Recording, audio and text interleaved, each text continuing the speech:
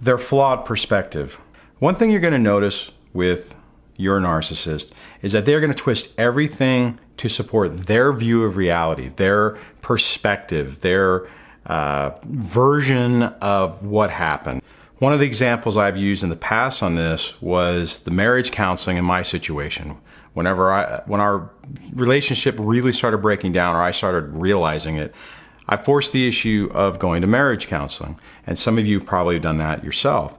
After a few months with basically getting nowhere, which you guys know that you can't with one of these people, I got tired of it, right? I mean, when I realized that I was living an illusion, that it wasn't really true, I was done. And we got to the point where I was like, okay, fine, we're done. I'm going to move out. We'll separate. Initially, I wasn't planning on divorcing like I'd mentioned before, but I was finished. And one of the questions that she had asked me in that conversation, when we were talking about, okay, we're done, is, are we going to continue in marriage counseling? Now, my perspective on it is we just tried it. It didn't get us anywhere. So what's the point? Here's the issue. To everyone else, the first part of that conversation didn't exist. And what she told everybody in her smear campaign is that I abandoned the family and that I didn't want to do, and I refused to do and wouldn't do marriage counseling.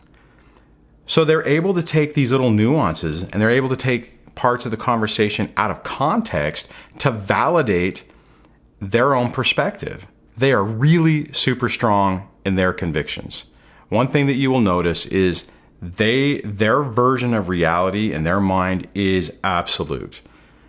If you have a conversation where you're trying to argue a point or you're trying to have a discussion, they can turn it around, and you more than likely, because I know I fell trapped to this, you will start questioning yourself, because how can somebody be so adamant, so clear in their version of reality that it's not true?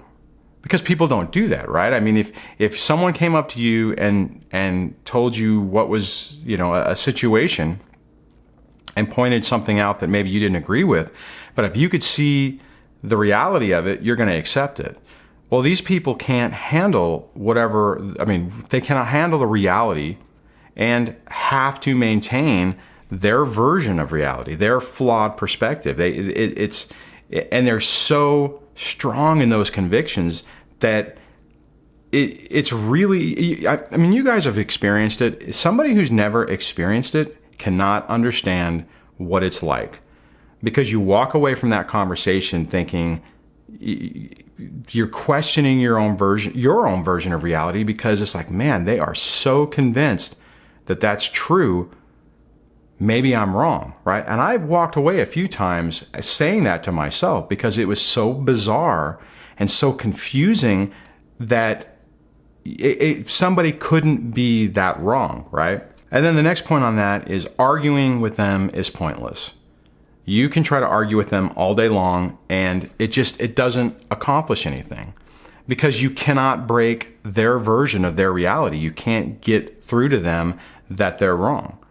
It's not so much wrong, but that their perspective is wrong. They just can't see any other view. They can't accept it. They have to be right. You cannot break the facade of what they think is their reality and their view of perspective. It's like a house of cards. It's like somebody who has a house of cards who thinks it's a steel building and doesn't realize the slightest bit of wind is going to keep it crashing down. And they will defend that house of cards completely. They'll use every action you do against you. And what I mean by that is, if you argue with them, you're wrong and it's a victory, because you're being unreasonable. If you don't talk to them and you are doing the hybrid note, you're not communicating with them in the way that they want to be communicated with, you're wrong and it's a victory, because you won't talk to them. You are being difficult. It's so sad that, Susie just won't talk to me. I'm there, I'm ready to talk anytime, but they won't talk to me, right? So it's like they create these environments that you get forced to respond a certain way, and then they use every part of it against you. Now, in the beginning stages of this, you're going to fight it, right? Because it's going to irritate you that they're able to do it. You're going to, every time that they back you into a corner, and so to give you an example, is if you fight them on what their perspective is, then you're combative and you're argumentative. If you agree with them or you let them win, then they're right and you're wrong and you finally accepted it. If you go no contact with them, then you're just unreasonable and you can't handle the truth, so you won't argue with them. If you minimize contact with like hybrid no contact, then you won't communicate with them and you won't share any information. See, it's really frustrating because I use the analogy of a lot of, like the Nickelodeon green goo, right? You get the slime on your hands and you can't hold it because it slips through your fingers. That's a lot the way it feels. You have to realize it's not worth entering their fantasy to try to interact with them, to try to deal with this and to try to get some resolution. It took me a really long time to come to terms with that, because like you in the beginning stages of this, I didn't want to let it go. I wanted there to be some accountability, some recourse, some consequences for this entire situation. And all that ended up happening is I got into this circular do loop where I was trying to argue the point, trying to shame her to realize what she was doing wrong, trying to reason with her, trying to negotiate with her, all those different things. And which is the same thing that you're probably doing, and more than likely you've experienced the same result where it just doesn't accomplish anything. You're not able to get any headway there. So focusing on defeating their flawed perspective is a never-ending battle that you really have to decide, is it worth it to fight?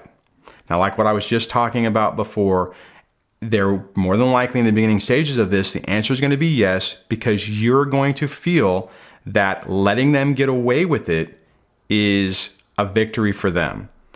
That that you are, by not fighting it, you are basically saying that they're right. And that's not true, guys. That is not the case. You have to realize at some point it's just not worth the fight. That it doesn't do anything good for you. It's setting you up in this confrontational, stressful, anxiety-filled situation that doesn't provide anything good for you. The only thing that it gets you is a little bit of satisfaction knowing that you fought with the person. But as soon as you realize that you fighting with them is a victory for them, it's because they know that they've been able to pull you back in to the conversation to get you emotionally frustrated and to control your emotions. It's all about their manipulation and control over you. But I understand that sometimes you have to fight that fight. You have to get to the point where you realize that it's not in your best interest to do that. And every one of us is going to have to come to that realization on our own and make that determination when we're ready for it, when you are ready for it. So, I've talked about this in a lot of the other videos where you have to do what you have to do at the time. I know there are times that I fought and I tried to correct the flawed perspective. It obviously didn't accomplish anything, but at that time I was so angry about the situation that I couldn't do anything else. I wasn't at the point to where I could let it go. So I understand if you're not at that point yourself. My point in this is for you to think about the fact that at some point you will get to there. At some stage of this, you will finally realize that it's not worth it. My hope is that as being somebody who's been through it, maybe you can look at my perspective realize where I've come from and where I've ended up, that you can actually get there too, that you will get there. It's going to take some time.